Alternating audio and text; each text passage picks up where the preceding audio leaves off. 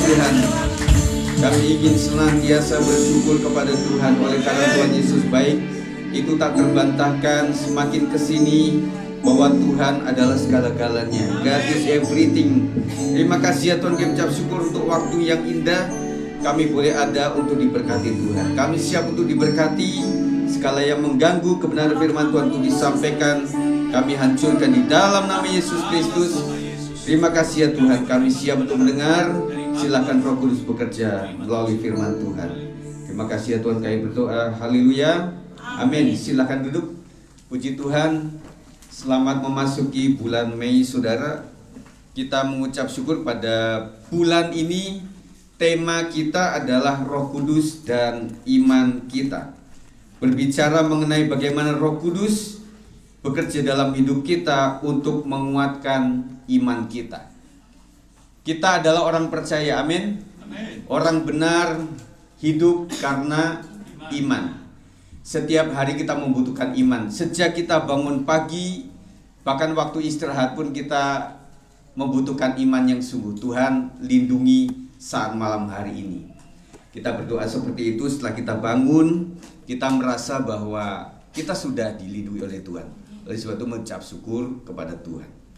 Nah, berkenaan dengan iman kita itu selalu sparring dengan yang namanya logika kita. Nah, apalagi belakangan ini banyak pengajaran-pengajaran. Saya berharap back to the Bible, saudara. Kalau kita tengarai begitu banyak pengajaran yang muncul, dan mungkin sedikit banyak saudara terpengaruh juga. Iya juga iya. Kita agak lama melakukan kepercayaan yang kayaknya sudah bosen begitu. Nah, ketika ada pengajaran yang baru kita suka dan tertarik. Bahaya saudara. Oleh sebab itu rajinlah untuk mengikuti pengajaran-pengajaran di gereja lokal kita supaya kita tambah mengerti. Nah, oleh sebab itu karena iman kita terganggu dengan logika, maka kita membutuhkan yang namanya Roh Kudus. Saudara masih percaya ada Roh Kudus? Amin. Takutnya nggak percaya. Saudara, Roh Kudus kita butuhkan loh ya. Pada saat kita sudah tidak bisa menilai, meraba dengan keahlian kita membutuhkan Roh Tuhan untuk bekerja. Pada minggu ini kita akan bicara mengenai erat dengan Roh Kudus. Kita akan membaca di Kisah Rasul 16 ayat 4 sampai yang ke selanjutnya ke 12, saudara. Kita akan membaca, saudara, ini bicara tentang Paulus menyeberang ke Makedonia. Saya membaca ayat 4, nanti selanjutnya ayat 5 Bapak Ibu Saudara membacanya.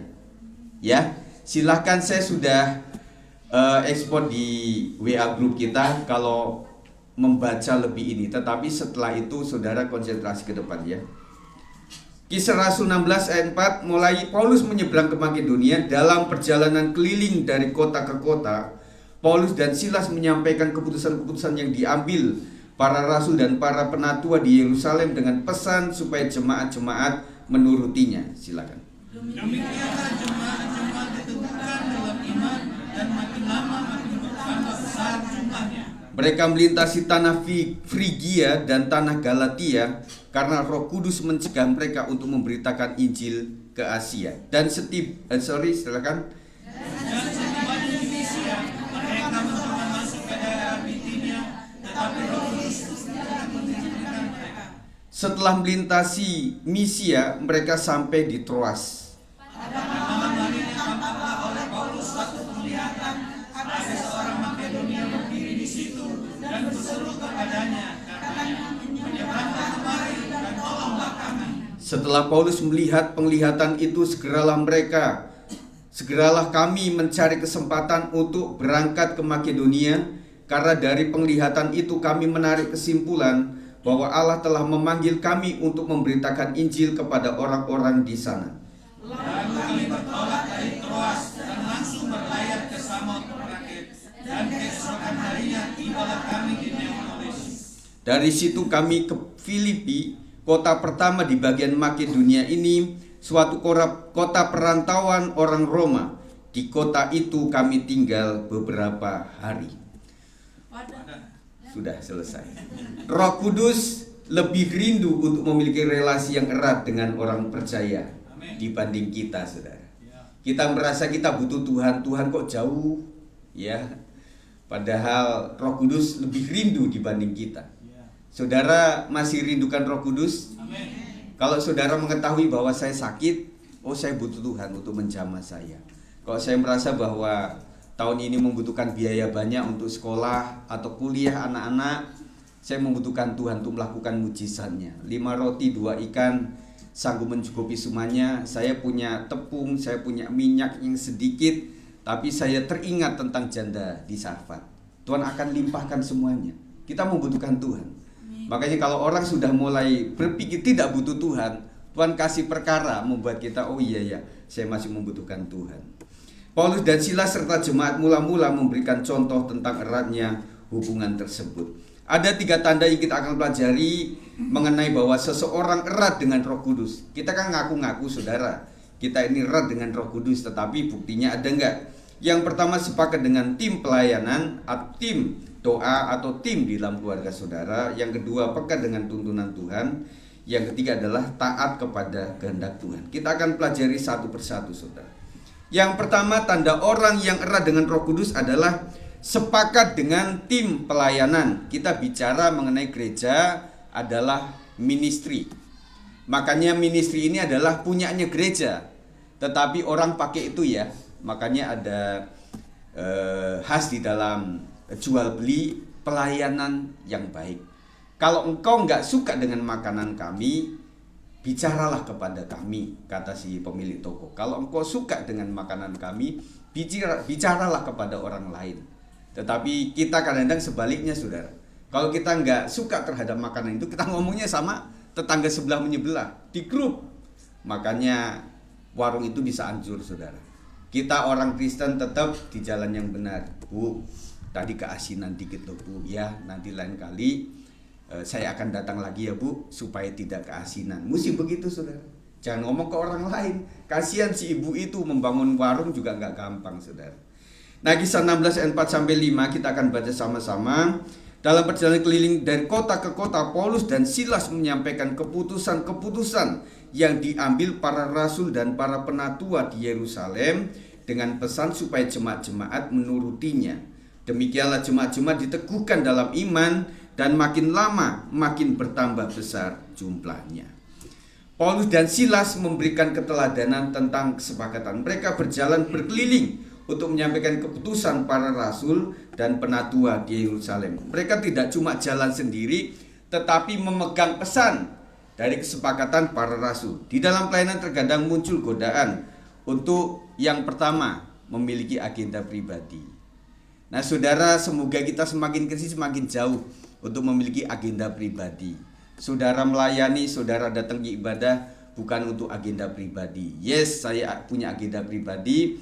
Apapun kata orang terserah, tetapi apa kata Tuhan yang menjadi milik saya. Jadi saya di sini saya menyanyi, memuji Tuhan, berdoa, mendengarkan firman Tuhan, terserah orang melakukan apa, tetapi saya dengan Tuhan yang penting baik-baik saja. Amin. Apakah saudara hubungan dengan Tuhan masih baik-baik saja? Amin. Ya, tetapi nanti saudara akan membuktikan sendiri di rumah tangga, apakah masih ada jam-jam teduh, doa kepada Tuhan, merenungkan firman Tuhan, dengerin MP3 rohani, kemudian dengerin. Sekarang kan lagi booming lagu-lagu yang melankolis, yang melo. Nah, kita juga sambil mengingat almarhumah Melita Sidabutar, kita pakai terus lagu-lagu itu saudara ya. Nah, kemudian mau terlihat menonjol atau mengesampingkan tim. Nah, saudara, gereja itu membutuhkan namanya tim sekerja. Ini yang butuh kesulitan tertentu, kita membutuhkan keahlian tertentu, saudara. Karena kalau doa sendiri gampang, ya, memprogramkan sendiri gampang. Tetapi kalau sudah di panitia, saudara, itu 2 setuju, 3 nggak setuju, nggak jadi. 4 setuju, 1 setuju, nggak jadi karena 1 ini adalah pemimpinnya. Jadi begitu sangat susah. Makanya KKM-nya adalah 2-3 orang berkumpul dalam namaku, sehati, aku ada di situ. Ya saudara, sepakatlah dalam keluarga saudara. Mama, papa, kita doa ya bareng. Anak-anak, yuk kamu punya waktu kapan kita doa bareng. Mesti diupayakan, disiasati. kok dicari-cari memang nggak ada waktu, saudara. Ya, Pak Gem sudah kasih link untuk Zoom misalnya, nanti ya, doa 10 malam. Nah, saudara nggak ada kuota juga bisa, tetapi ada kuota juga bisa. Saudara ada waktu juga bisa, nggak ada waktu juga bisa. Jadi apapun itu tergantung hati kita, saudara. Kalau hati saya mau pasti bisa, tetapi rumah tangga cukup sulit karena si ibu mau, anak-anak mau, tetapi bapaknya nggak mau, ya nggak jalan, saudara. Jadi lagi kayak direcokin begitu. Makanya cari waktu Zoom itu nggak mudah, saudara. Saya berpikir jam 7 orang belum selesai bekerja, berusaha belum selesai. Jam 8 ada juga yang orang tua sudah tidur, atau jam 9. Waduh, itu kemalaman lagi. Tetapi anak-anak profesi bilang, Pak, kalau bisa gitu tuh jam 9 ke sana. Nah, bagaimana saudara? Apa Zoom khusus manula, Zoom khusus youth, Zoom khusus anak-anak? Kan akhirnya mikirnya begitu, saudara. Dan beberapa kuota yang kita harus habiskan untuk beberapa kali Zoom, saudara. Dan kita pengen TKP. Tetapi yang pertama, TKP seringnya sore, itu hujan. Jadi gembala berpikir bagaimana. Terus kemudian yang bisa juga cuma beberapa. Kita itu bukan orang formal, tetapi susah waktunya. Kalau formal lebih gampang. Jam 5 pasti selesai kerja. Nyampe rumah kira-kira jam 6, jam 7. Nah, kita bisa sepakat di setelah itu. Kalau kita itu tidak formal, jadi kapan kita dipanggil, ya itulah kita sedang sibuk. Kita kan kayak seperti orang panggilan, jadi membuat tergantung, Pak. Ya bisa, tetapi akhirnya nggak bisa. Yang ngomong nggak bisa, akhirnya bisa. Nah, itu yang terjadi, saudara. Kemudian kita nggak boleh memiliki agenda sendiri, kita tidak boleh terlihat menonjol atau mengesampingkan tim, saudara. Jadi kita coba membuat tim itu supaya bisa solid dengan baik. Dan juga tindakan-tindakan egois lain itu mulai muncul, saudara. Kita akan redam sampai minimalisir supaya nggak ada sama sekali. Mereka yang erat dengan Roh Kudus akan membangun kesepakatan dengan rekan sekerja. Di dalam kesepakatan Tuhan bekerja dan mengabulkan permintaan. Baca Matius 18 ayat 19 sampai 20. 1, 2, 3. Dan lagi aku berkata kepadamu, jika 2 orang daripadamu di dunia ini sepakat meminta apapun juga, permintaan mereka itu akan dikabulkan oleh Bapakku yang di surga. Sebab di mana 2 atau 3 orang berkumpul dalam namaku, di situ aku ada di tengah-tengah mereka. Nah, saudara, inilah yang saya ulang kembali bahwa butuh kesepakatan. Nah, kita harus sepakat, makanya kita sering kumpul untuk mengadakan kesepakatan tertentu. Nah, saudara, kalau tidak ada forum rapat, tidak ada, karena kadang susah ya mau diflurkan, nanti nggak putus-putus. Makanya ada sifatnya itu kepemimpinan yang betul-betul bagaimana pemimpin nanti memimpin memutuskan sesuatu. Rapat sudah terjadi, akhirnya sudah kita putusin ini, coba kita rembuk kepada gembala kita. Bagaimana? Kalau gembala langsung aja di situ enak, saudara. Jadi menurut saya opsinya ini 1, 2, 3. Jadi terserah yang paling mendekati dengan keadaan jemaat yang mana, itu gampang, saudara. Tetapi kalau apa-apa diflurkan, itu akan ribet, saudara. Misalnya saya mau mengadakan Zoom, saya lempar di grup itu, Bapak Ibu sekalian, kita akan mengadakan Zoom doa malam. Yang setuju jam 7 tolong ditanggapi, yang setuju jam 8 ditanggapi, jam 9 ditanggapi.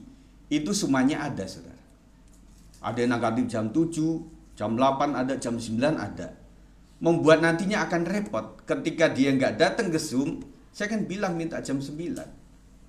Yang lain minta jam 7, nggak hadir juga waktu jam 9. Makanya banyakkan keputusan gembala langsung di-share, diumumkan.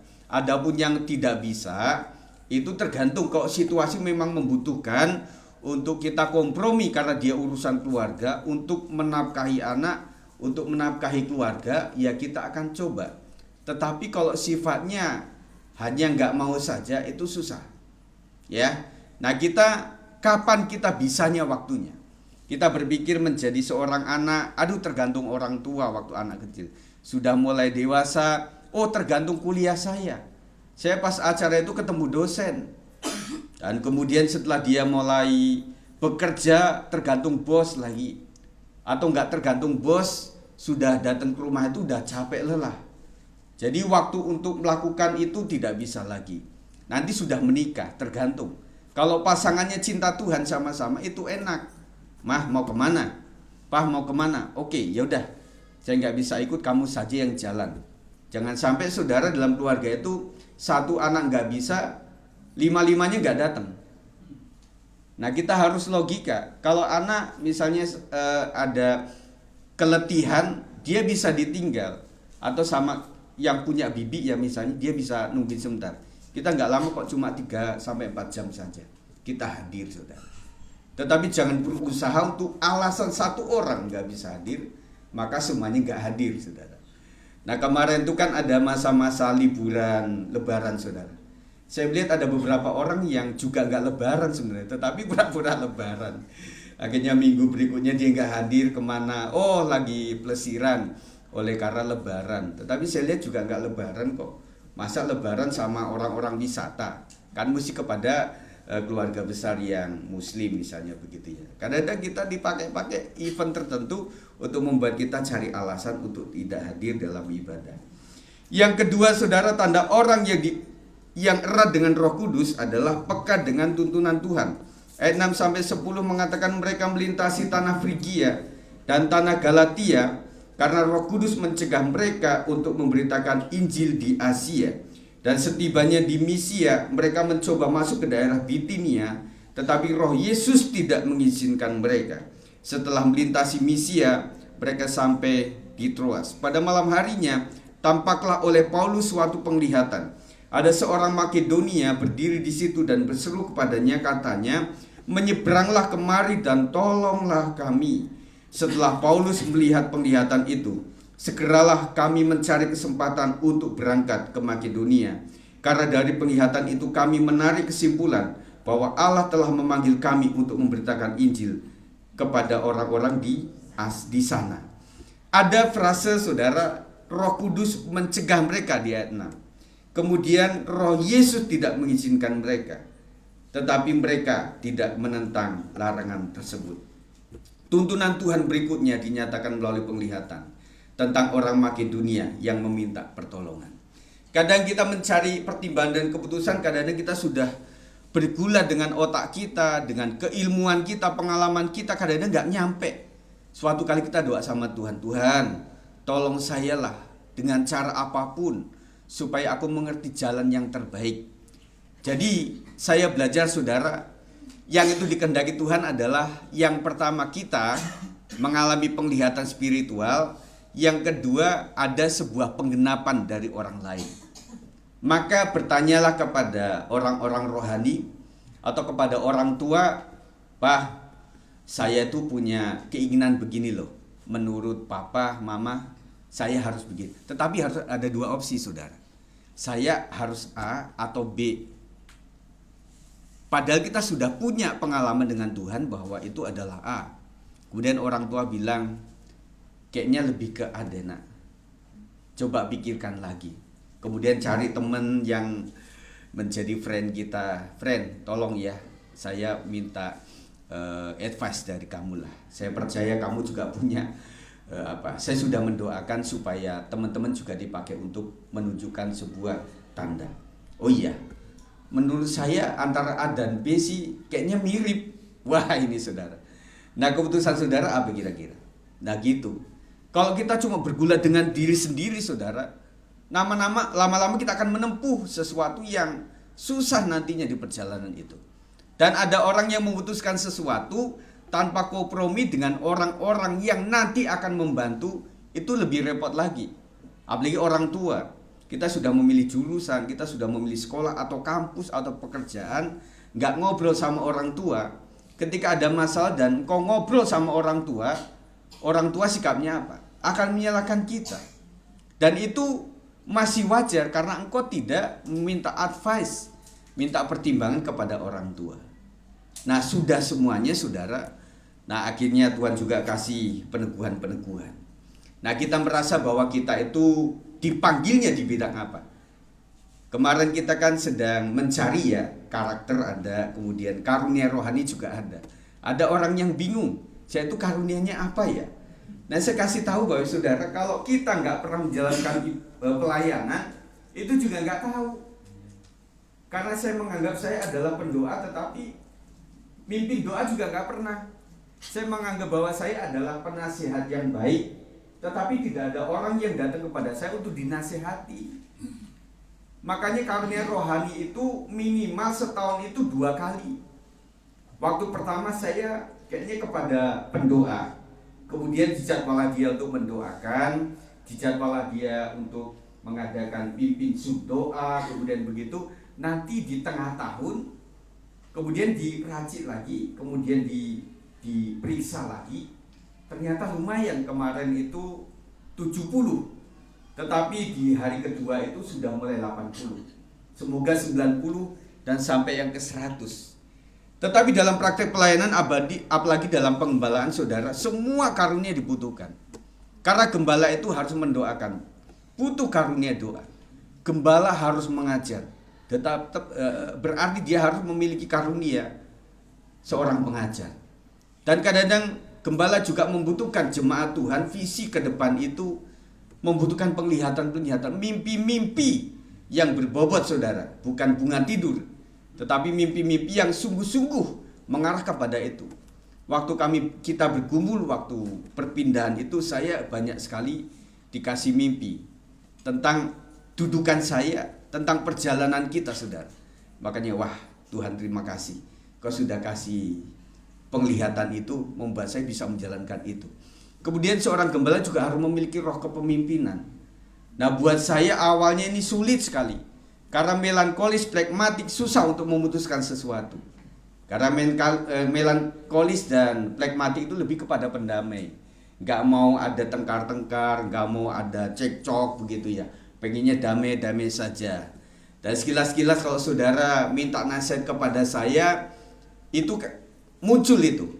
Ya udah Bu, menurut firman Tuhan begini loh Bu. Jadi menurut ini bagaimana, menurut keluarga besar bagaimana, silakan Bapak Ibu Saudara putuskan. Tetapi kadang-kadang ada hal yang tertentu, ini yes atau no, itu harus muncul dari seorang pemimpin saudara. Karena untuk mempengaruhi, jangan sampai kita punya keputusan juga diragukan oleh pemimpin rohani. Tetapi pemimpin rohani sudah kasih ketegasan, back to the Bible, jalannya seperti ini. Selanjutnya urusan Anda. Mereka menarik kesimpulan bahwa Allah memanggil mereka untuk memberitakan Injil di tanah itu. Ini hanya bisa terjadi karena ada kepekaan dan hubungan dekat dengan rohnya. Betul saudara? Amin. Jadi apapun keputusan itu ada dasarnya dari pengalaman rohani itu. Yang ketiga, tanda orang yang erat dengan Roh Kudus yang terakhir adalah taat kepada kehendak Tuhan. Ayat 11-12 mengatakan, lalu kami bertolak dari Troas dan langsung berlayar ke Samotrake, dan keesokan harinya tibalah kami di Neapolis.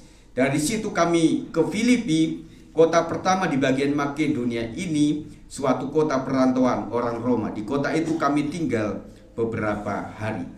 Ayat-ayat ini saudara menunjukkan bahwa mereka yang semula memiliki rencana memberitakan Injil di Asia rela berubah karena petunjuk Tuhan. Meskipun rencana kita baik saudara, rencana untuk memberitakan Injil dan lain-lain, dan banyak hal rencana yang cukup baik, tetapi kehendak dan rencana Tuhan pasti lebih baik.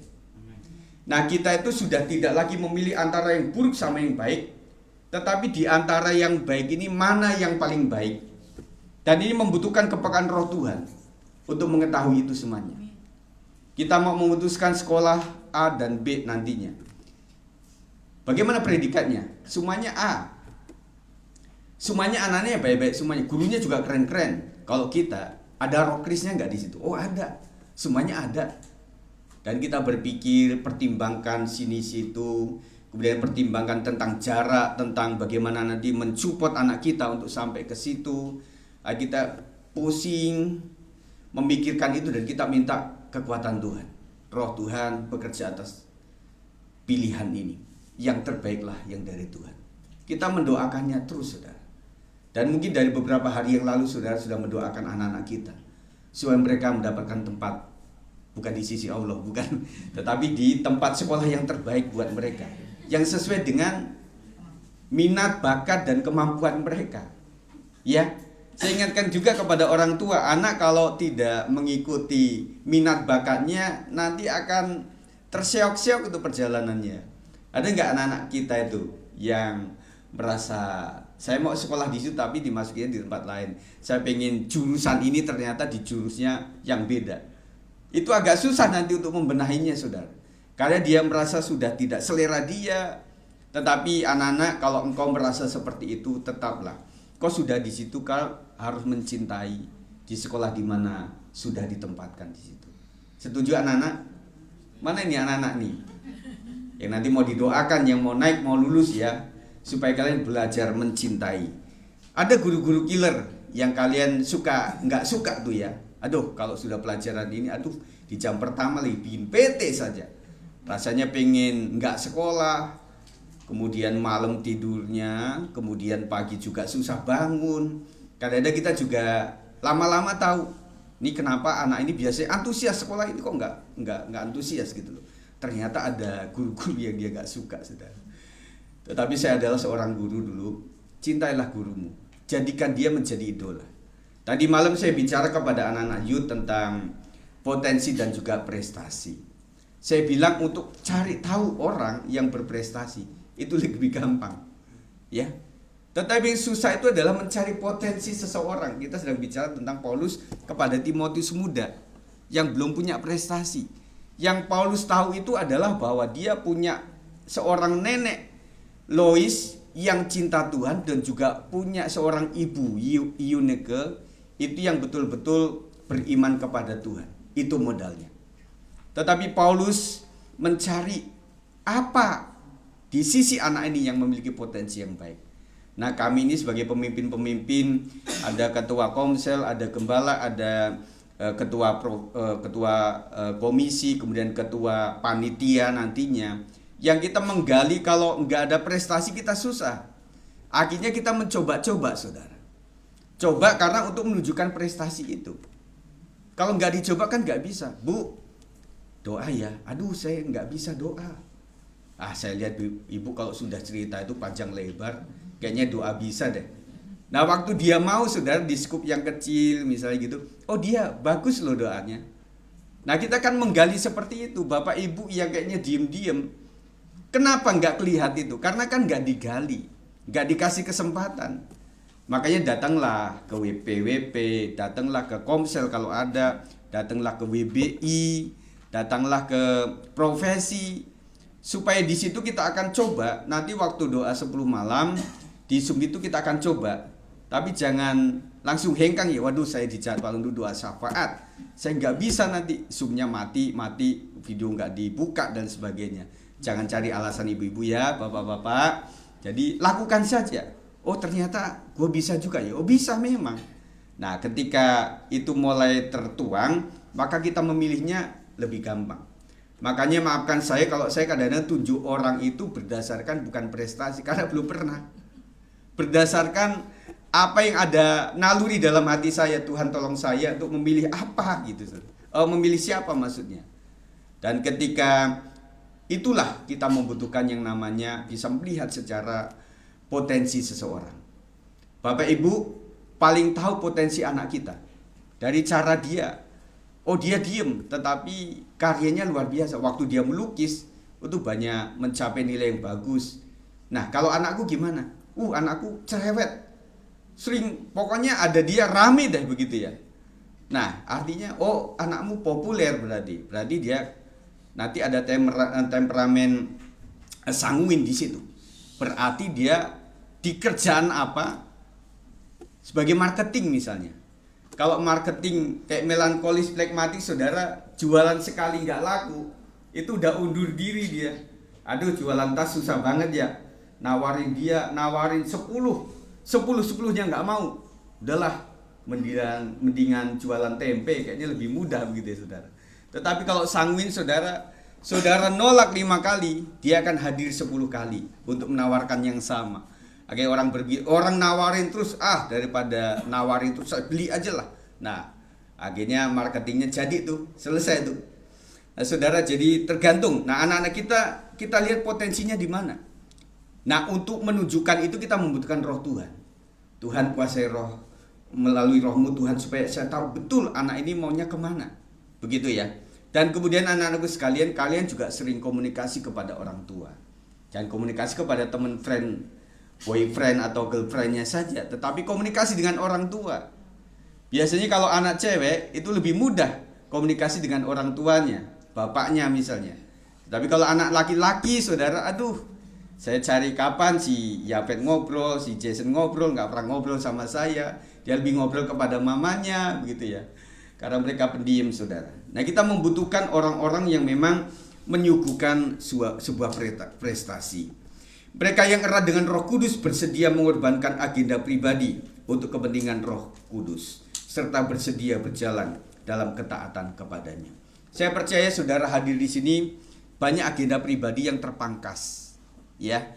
Meskipun saudara sudah beberapa kali sudah melakukan untuk keluarga, tetapi rasanya seminggu diambil 3 jam, 4 jam untuk ke gereja itu kayaknya, aduh, ini jangan dipangkas begitu, Pak. Saya membutuhkan ini untuk keluarga. Makanya kita ngatur untuk kegiatan itu, terutama di hari Sabtu, itu sesuatu. Karena di Sabtu itu kebanyakan orang untuk keluarganya. Betul? Jadi ada youth ini yang sejak dulu saya pengen di minggu siang kan atau di hari lain kan, itu nggak sukses-sukses. Karena youth itu membutuhkan orang tua yang mendampingi untuk menyampaikan di tempat ini. Tetapi kemarin saya bersyukur ada orang-orang, anak-anak maksud saya, yang hadir ke sini. Meskipun sebelumnya kan hujan tuh ya, hujan deras, aduh gimana ya, orang tua saja kalau hujan deras itu udah pengen tarik selimut, bagaimana anak-anak gitu ya. Akhirnya kita tunggu, akhirnya ada puji Tuhan, mereka akhirnya itu adalah aset, dan kita mendoakan mereka supaya tetap setia, ya. Saudaraku sekalian, pelajaran dari pembacaan ini adalah bahwa apapun dalam mempertimbangkan dan memutuskan sesuatu harus sesuai dengan kehendak Roh Kudus. Kalau tidak, banyak halangan, saudara. Saudara pernah punya keputusan di 5 bulan yang lalu, di setahun yang lalu, yang hari saudara juga menyesal bahwa kenapa ya nggak berpikir panjang, kenapa harus putuskan sesuatu. Kata orang, waktu lagi emosi jangan putuskan sesuatu, ya. Pokoknya diam aja, dulu. Pokoknya biar sampai dingin gitu ya. Nah, tapi sebelah kita bawel mulu nih, pengen juga ini, nyikat juga sama dia itu, tetapi udah redamkan. Akhirnya keputusan kita menjadi lebih baik dari apapun. Kesimpulan, erat dengan Roh Kudus sama dengan sepakat dengan tim pelayanan. Mari saudara, bapak saudara yang nanti ada di tim pelayan, ada tim organisasi, ada tim Natal nanti yang akan ditunjuk oleh Bang Riki untuk bersama-sama bangun tim pelayanan dengan baik. Karena di gereja itu tetap teamwork tetap utama, saudara. Bukanlah kerajaan. Yang tergantung kerajaan yang memutuskan apa, kita ikutin saja. Tetapi teamwork yang saling ngobrol satu dengan yang lain kita butuhkan. Yang kedua adalah peka dengan tuntunan Tuhan. Mari perbanyak jam-jam bersekutu dengan Tuhan. Pemain musik, supaya kita juga rasa ayem gitu, saudara. Waktu kita bangun, kita doa pagi, saat teduh kepada Tuhan, rasanya mengiringi hari itu dengan antusias dan tetap sukacita. Kemudian saudara, di tengah-tengah waktu renungkan firman Tuhan, banyak renungan yang bisa kita ambil. Kita juga kasih renungan itu. Kadang-kadang renungan singkat itu yang saya ambil dari teman saya, seorang gembala di Malang, yang singkat tetapi isinya bagus. Cuma beliau ini kadang-kadang hari Minggu atau Sabtu nggak posting itu. Jadi saya nggak bisa nge-forward ke grup kita. Kemudian saudara, kita juga berpikir bahwa tontonan begitu banyak, tetapi ada hal yang menyentuh hati kita. Ketika saudara medsos, saudara scroll itu kadang-kadang tidak kebetulan loh saudara melihat apa gitu ya, yang ceritanya tentang apa. Coba saudara cek. Dan kemudian ada hal yang penting saya kadang-kadang share ulang kepada jemaat, supaya ini saya melihat ini saya diberkati sekali loh. Ya, jangan saudara berpikir isinya bagus, tetapi tokoh non-Kristen itu mending jangan, saudara.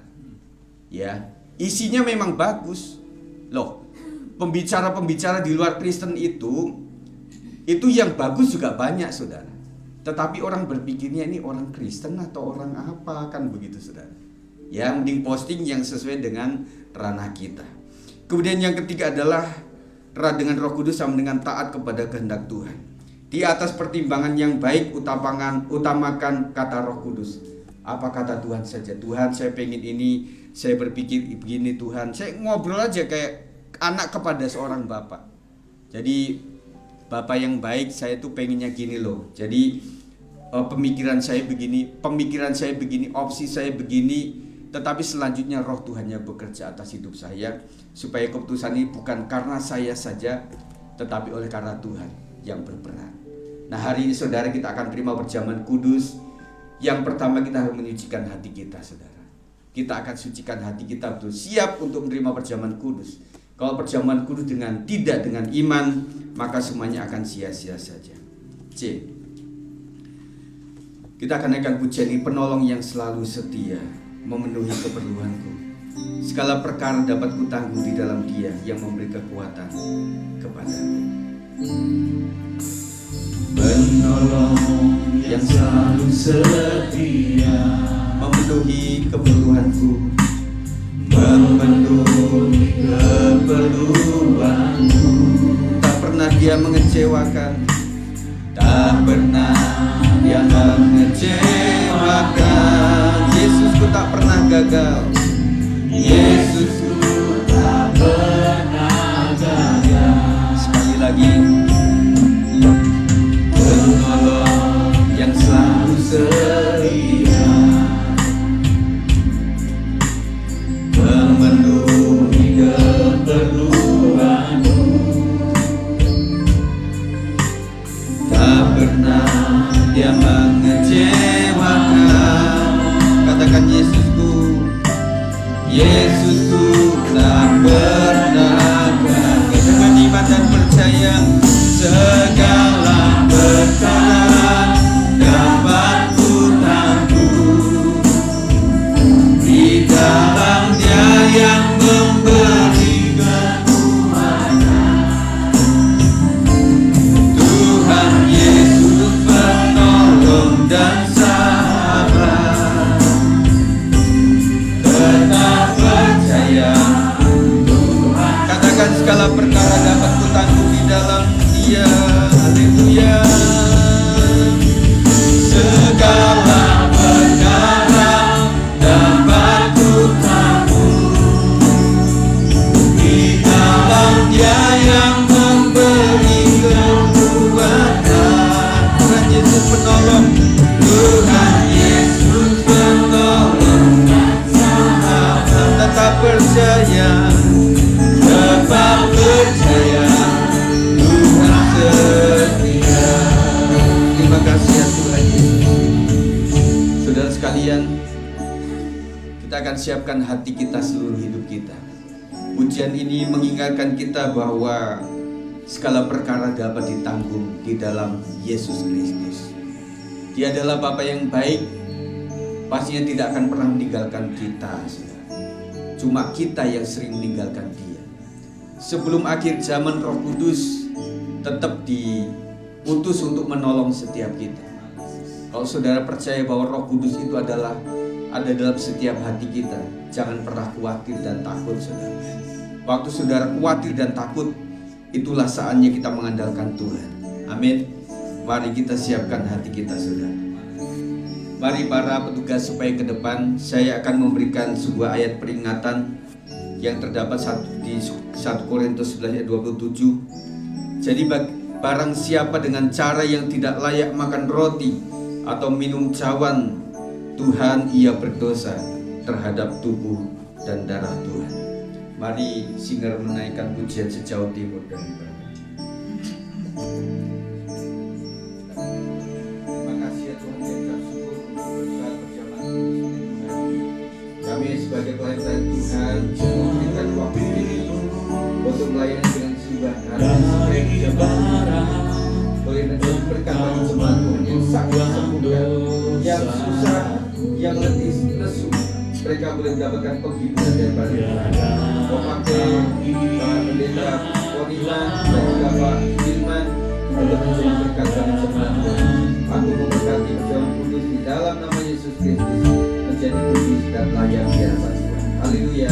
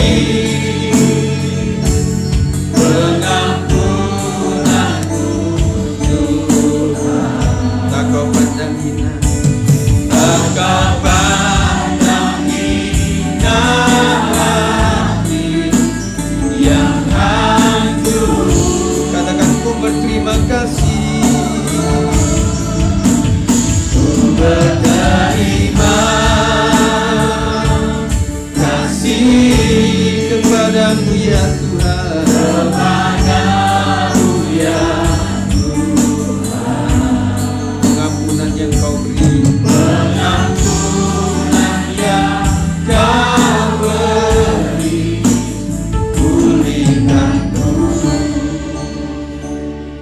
Mari saudara berdoa kepada Tuhan.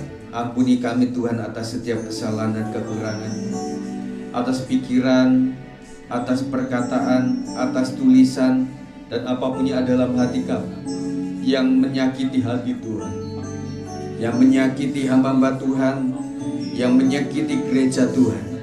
Kami memohon ampun atas semua itu Tuhan. Layakkan setiap kami untuk mengalami mujizat dari perjamuan kudus ini Tuhan. Dan kami percaya dengan ini Tuhan bisa sanggupkan untuk memulihkan segala sakit penyakit kami. Kami percaya Tuhan izinkan masalah terjadi supaya ada kuasa Tuhan yang dinyatakan. Kami siap Tuhan. Saudara, angkat tangan saudara dengan roti di tangan kanan saudara. Saya akan membacakan ayat-ayat firman Tuhan. Sebab apa yang telah kuteruskan kepadamu telah aku terima dari Tuhan, yaitu bahwa Tuhan Yesus pada malam waktu ia diserahkan mengambil roti, dan sesudah itu ia mengucap syukur atasnya. Ia memecah-mecahkannya dan berkata, inilah tubuhku yang diserahkan bagi kamu, perbuatlah ini menjadi peringatan akan aku. Mari kita makan sama-sama.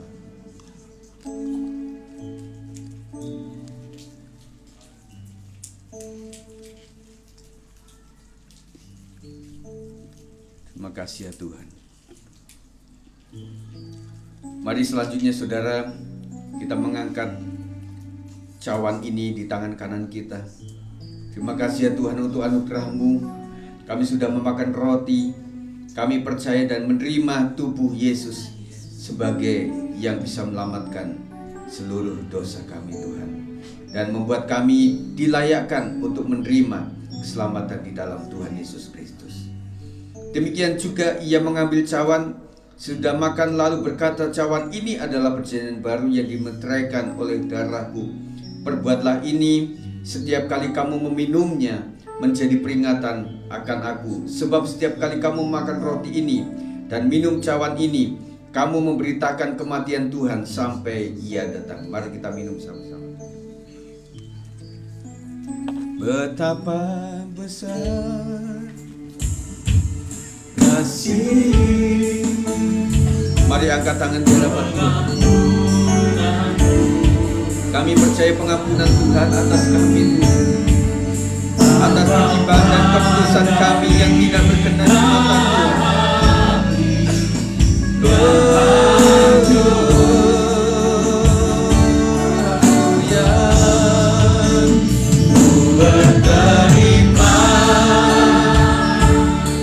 kasih kepadamu, ya pengampunan yang kau beri, pulihkanku. Terima kasih ya Tuhan, kami sudah terima perjamuan kudus. Kiranya pemulihan terjadi atas setiap kami, dan kami boleh sembuh dari sakit. Kami boleh mendapatkan penghiburan atas segala jerih payah kami, karena kami mendapatkan kesuksesan di dalam nama Tuhan Yesus Kristus. Apapun usaha dan jemaat Tuhan, Tuhan memberkati engkau. Terima kasih ya Tuhan, kami sudah menerima perjamuan kudus. Kiranya ini boleh menjadi kesaktian buat kami untuk menerima keselamatan dan berkat-berkat daripada Tuhan. Terima kasih, kami berdoa dan sudah berdoa di dalam nama Yesus Kristus. Yang percaya katakan amin. Silakan duduk, kita akan mendoakan bagi yang akan menghadapi ujian atau sudah dan akan naik kelas dan lulus. Mari segera ke depan supaya kita akan doakan sama-sama.